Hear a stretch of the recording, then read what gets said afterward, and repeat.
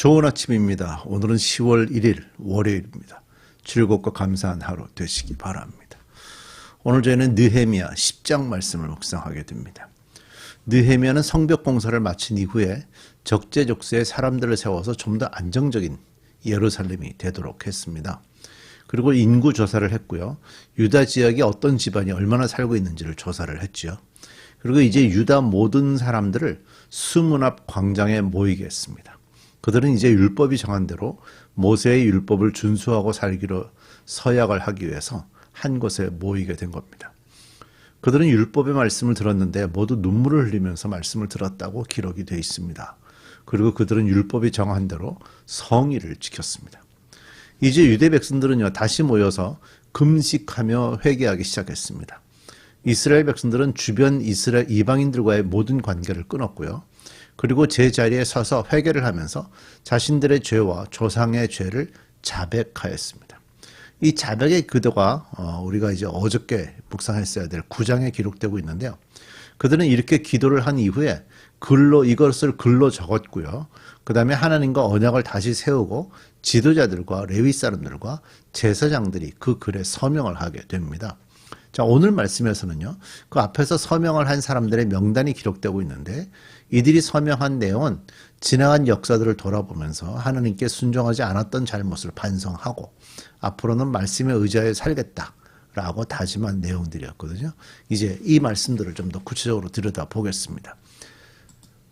언약에 서명한 사람들입니다. 1절입니다. 서명한 사람들은 다음과 같다. 하가랴의 아들인 총독 느헤미야와 시드기야와 스레야와 아사랴와 예레미야와 바스올과 아마랴와 말기야와 핫두스와 스바냐와 말룩과 할림과 무레못과 오바댜와 다니엘과 긴느돈과 바룩과 무슬람과 아비야와 미야민과 마아시야와 빌게와 스마야는 제사장이다.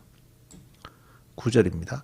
레위 사람으로는 아사냐의 아들인 예수아와 헤나닷 자손인 빈누이와 간미엘과 그들의 동료 스바냐와 호디야와 그리다와 블라야와 하난과 미가와 르홉과 하사바와 삭굴과 세레바와 스바냐와 호띠야와 바니와 브니누가 있다.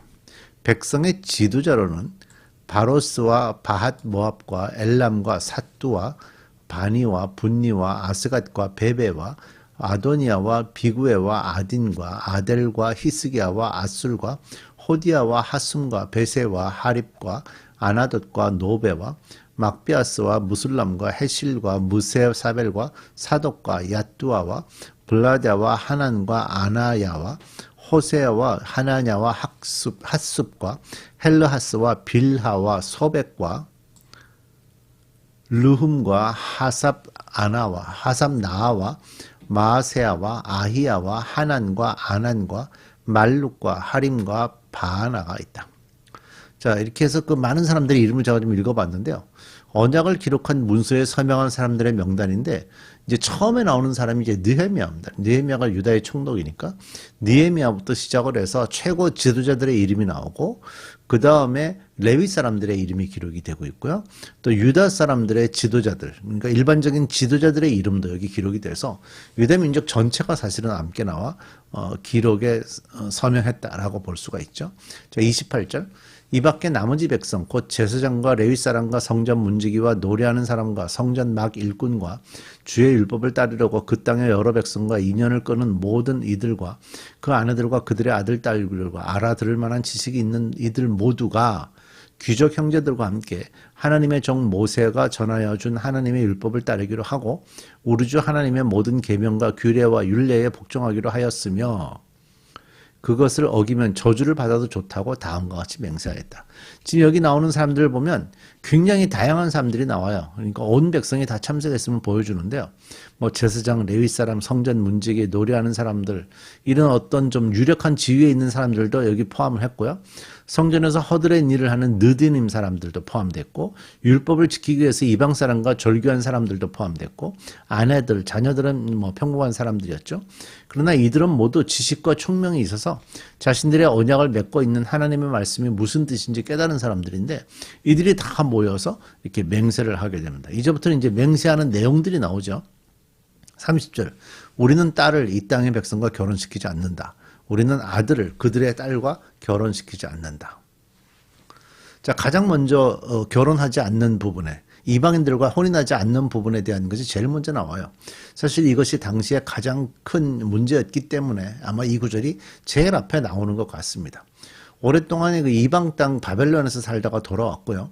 돌아온 고향에는 이미 이방 민족들이 자리 잡아 살고 있었기 때문에 이스라엘 백성들은 자신들의 순수한 신앙을 지키기 위해서 사실 노력하고 힘써야만 했습니다.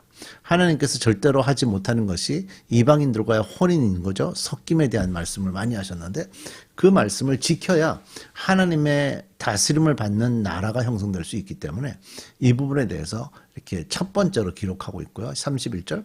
이 땅의 백성이 안식일에 물건이나 어떤 곡식을 내다 팔더라도 안식일이나 성일에는 우리가 사지 않는다. 7해마다 땅을 쉬게 하고 6년이 지난 빚은 모두 삭쳐준다. 그러니까 성전이 없는 바벨론에서 오랫동안 살아왔던 이스라엘 백성에게 하나님이 명령하신 안식일을 지키는 것, 그것은 하나님을 섬기는 백성이다 하는 어떤 상징적인 거죠.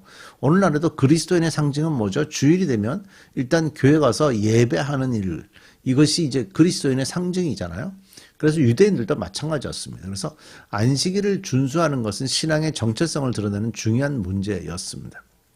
근데 이제 그 바벨로니아에서 돌아와가지고 이미 살고 있었던 이방 사람들과 섞여서 살다 보니까 안식일 문제가 이제 쉽지가 않았던 겁니다. 특히 그 이방인들이 안식일 날 나와서 물건을 파는데 나는 그 물건이 꼭 필요하면 가서 그 안식일 물건을 안식일에 팔지만 그 물건이 우리 가정에 필요하기 때문에 사야 되는 문제가 생길 수 있죠. 그래서 이제 그런 그 일들을 이제 하지 않겠다라고 다짐을 하면서 유대인만의 어떤 모습들을 보여주고 7년마다 땅을 쉬게 하고 안식년이니까 6년이 지난 빚은 모두 삭혀주는 이런 그 모세 율법이 나왔던 걸 다 지키기로 약속을 하는 겁니다. 32절. 우리는 다음과 같은 규례도 정하였다. 하나님의 성전 비용으로 쓰도록 우리는 해마다 3분의 1 세겔씩 바친다. 이것은 늘 차려놓는 빵과 규칙적으로 드리는 곡식 제물과 규칙적으로 드리는 번제와 안식일이나 초하루나 그 밖에 절기 때에 드리는 제물과 이스라엘의 죄를 속하는 속제물과 우리 하나님의 성전에서 하는 모든 일에 쓰일 것이다. 성전이 이제 운영이 되려면 거기에 이제 비용이 들겠죠. 그래서 그 비용을 위해서 유대 민족들 전체가 해마다 금액을 정해서 헌금을 하고 있는 겁니다. 자, 뭐 반드시 필요하지 않겠어요? 사람들이 모이는 곳에서 하나님을 예배하기 위한 특별한 성전인데 그 성전에 비용이 들어갈 텐데 그 비용을 쓰기 위해서 해마다 3분의 1 세겔씩 바치기로 정해 놓는 거죠. 사실 그 이제 우리 최근에 코로나 때 작은 교회들은 굉장히 많이 문을 닫았습니다. 근데 이제 큰 교회들은 문을 닫지 않을 수 있었던 것은 교회가 사용해야 될 가장 기본적인 비용 부분에 있어서 큰 교회들은 아무 문제가 없었다고 합니다. 저도 좀 알아보니까. 근데 이제 작은 교회들은 교인이긴 한데 교회가 그런 비용이 들어감에도 불구하고 이렇게 해야 될 기본적인 이런 헌금들, 교회 운영에 필요한 꼭 필요한 이 운영들, 우리 교회도 뭐 1년에 한 7, 8만 불 정도는 이제 예산이 들어가죠. 그러면 그것을 위해서 어떻게 우리가 노력을 하는가? 유대 백성들은 자기들이 그 성전 비용을 위해서 교회가 운영하기 위해서 기본적인 헌금을 하고 있습니다. 이런 것들이 오늘날에도 굉장히 중요하다는 거죠. 자, 34절. 제사장이나 레위 사람이나 일반 백성을 가리지 않고 우리가 집안별로 주사위를 던져서 해마다 정한 때에 우리 하나님의 성전에 뗄 나무를 바칠 순서를 정한다. 그것은 율법에 기록된 대로 우리 주 하나님의 제단에서 불사를 때에 쓸 나무이다. 해마다 우리 밭에서 나는 만물과 온갖 과일나무의 첫 열매를 주의 성전에 바친다. 율법에 기록된 대로 우리의 맏아들과 가축의 첫 새끼 곧 처음 난 송아지와 새끼 양을 우리 하나님의 성전으로 가지고 가서 그 성전에서 우리 하나님을 섬기는 제사장들에게 바친다. 자, 그 성전을 위해서 성전이 움직이기 위해서 필요한 일들을 이제 봉사하는 것에 대한 얘기죠. 뗄나무. 왜냐하면 제물에 들어가는 그 제물을 이렇게 불에 태워서 소화해서 이렇게 하나님께 올리다 보니까 뗄감이 필요하겠죠. 그런 것들을 준비하는 거. 그다음에 농사를 지었을 때 첫 열매를 하나님께 바치는 것. 그다음에 가죽의 첫 새끼도 하나님께 바치는 것. 이런 것들이 다 성전이 세워져서 하나님께 예배하기로 결정했기 때문에 이런 일들을 하는 겁니다. 사실 성전과 관계된 일들을 하는 사람들은 이것으로 그들의 삶이 유지가 되는 거죠. 또 우리는 들어바칠 예물인 처음 익은 밀의 가루와 온갖 과일나무의 열매와 새 포도주와 기름을 가져다가 제사장의 몫으로 우리 하나님의 성전 창고에 넣기로 하고 또 밭에서 나는 소출 가운데 열의 하나는 레위 사람들의 몫으로 가져오기로 하였다. 농사를 짓는 성읍으로 돌아다니면서 열의 하나를 거두어 드릴 사람은 바로 레위 사람이다. 그 11조를 한다는 것은요, 하나님께서 나에게 공급하셨습니다 라는 고백을 11조라는 형태로 이렇게 고백하는 겁니다. 그러니까 나의 소유권이, 우리의 소유권이 하나님께 있다라는 고백이죠. 레위 사람이 열의 하나를 거두어 드릴 때는 아론의 자손인 제사장 한 사람이 같이 다니기로 했다.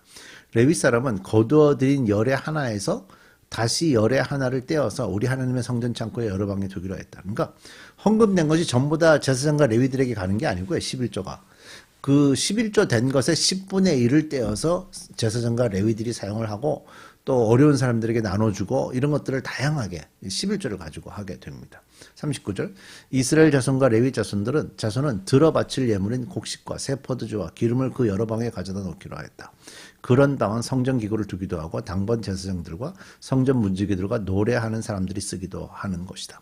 우리는 우리 하나님의 성전을 아무렇게나 버려두지 않을 것이다. 마지막 문장 중요하죠. 우리는 우리 하나님의 성전을 아무렇게나 버려두지 아니할 것이다. 예, 기도하십시다. 하나님, 이제 유대 백성들이 예루살렘으로 다시 돌아와서 성벽도 쌓고 성전도 이제 정상으로 돌아갈 준비들이 되어 가고 있습니다. 결국 이들이 이렇게 하는 것은 하나님께 영광을 올리기 위함입니다. 오늘날에 우리 예수를 믿고 있는 우리 그리스도인들에게도 이런 마음들을 주셔서 하나님께 영광이 되기 위한 다양한 삶의 헌신들이 저들의 삶을 통해서 나타나게 해 주옵소서. 예수님의 이름으로 기도드립니다. 아멘.